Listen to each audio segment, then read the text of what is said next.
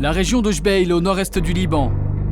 Depuis quelques mois, cette zone traditionnellement chrétienne a vu arriver de nouveaux habitants, des chiites partisans du mouvement Hezbollah. Sami Daher est né dans ces montagnes.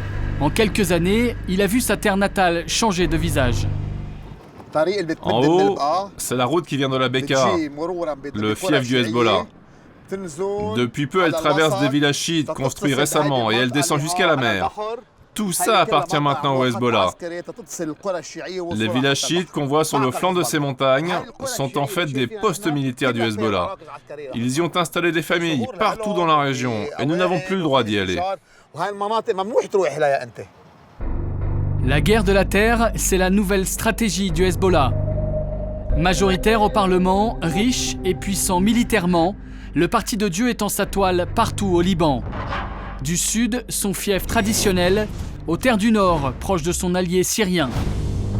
Une menace pour l'équilibre fragile d'un pays où les différentes communautés religieuses se partagent historiquement le pouvoir et la terre. Pour Sami, l'enfant du pays, cette politique d'expansion immobilière est avant tout militaire.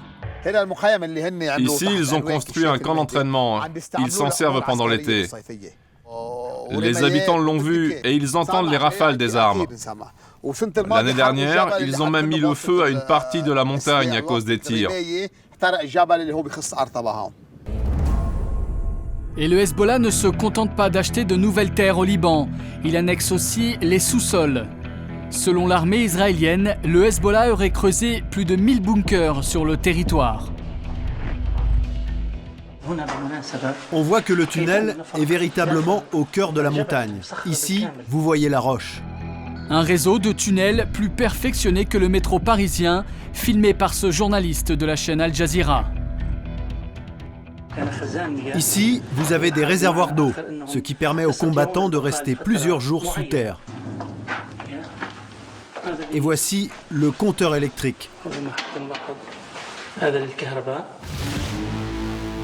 En 5 ans, le Hezbollah aurait acheté plus de 80 millions de mètres carrés au Liban, à la campagne comme à la ville. Une nouvelle stratégie taboue. Les rares journalistes libanais qui ont enquêté sur le sujet se sont fait systématiquement agresser. Ce jour-là, une équipe de la télévision MTV vient filmer un nouveau terrain acquis par le Hezbollah dans un quartier chrétien. En quelques minutes, les petites mains du Hezbollah viennent menacer les journalistes.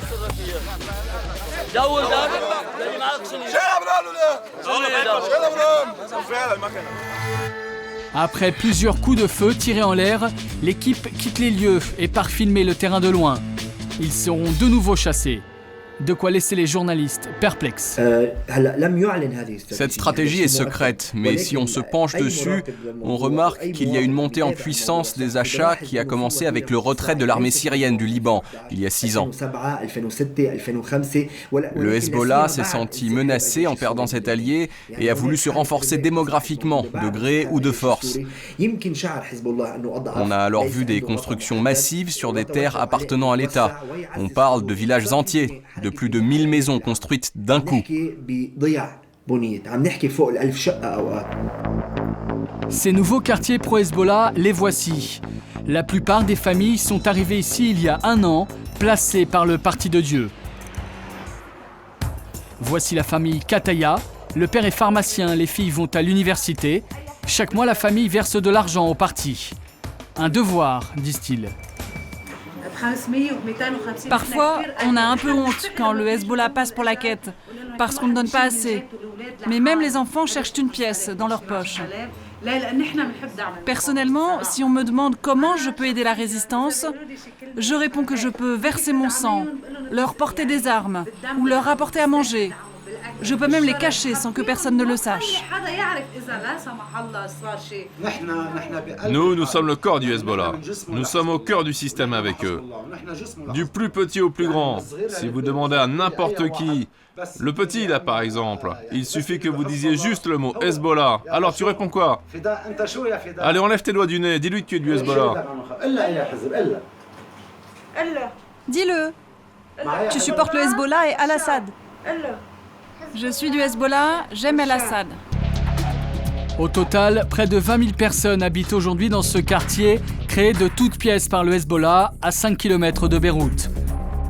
L'architecte de ce projet se trouve dans cette mosquée. C'est le Cheikh Zaitar, un imam responsable du Hezbollah dans la région. L'homme est important, nos visages sont filmés par ses bras droits. C'est bon, tu les as filmés, tu peux arrêter.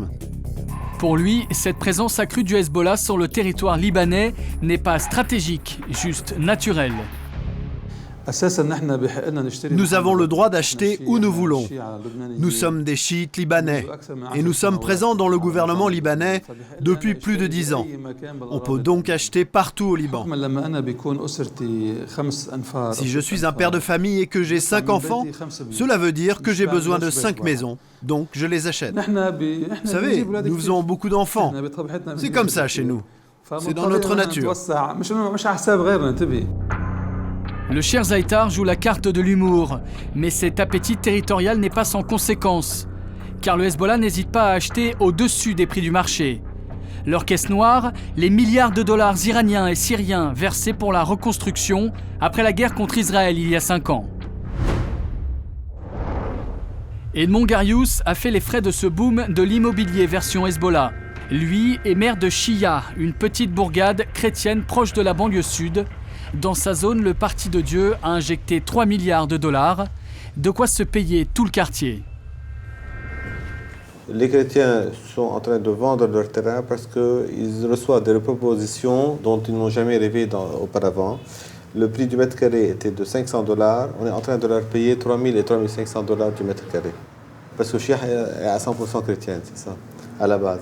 Un jeune homme de Chia ou une famille de Chia pour pouvoir habiter dans sa région, il faut vraiment qu'il soit millionnaire actuellement, en dollars. La nouvelle politique du Hezbollah, un hold-up sans armes ni violence. Le maire ne reconnaît même plus son quartier. Oui, ça c'est les nouvelles habitations actuellement. Ça c'est les nouveaux quartiers chiites. D'habitude, il y avait des habitations qui étaient de l'ordre de 2 étages, 3 étages. Actuellement, on fait des habitations de, comme vous voyez, des 11 étages et 12 étages. Dans le quartier, l'homme n'a pu conserver que l'église et les quelques maisons qui vont autour. Voilà, ça c'est l'église Saint-Michel. La mairie a été obligée de racheter ce terrain-là pour conserver un peu l'entourage de l'église. Et jusqu'à présent, les chrétiens ne sont pas revenus dans ces quartiers-là. Pour freiner la conquête du Hezbollah, un député chrétien a proposé de geler les transactions immobilières entre communautés pendant 15 ans. Le projet est à l'étude. En attendant, le Hezbollah, déjà première puissance politique et militaire, poursuit son plan, devenir la première puissance territoriale du pays.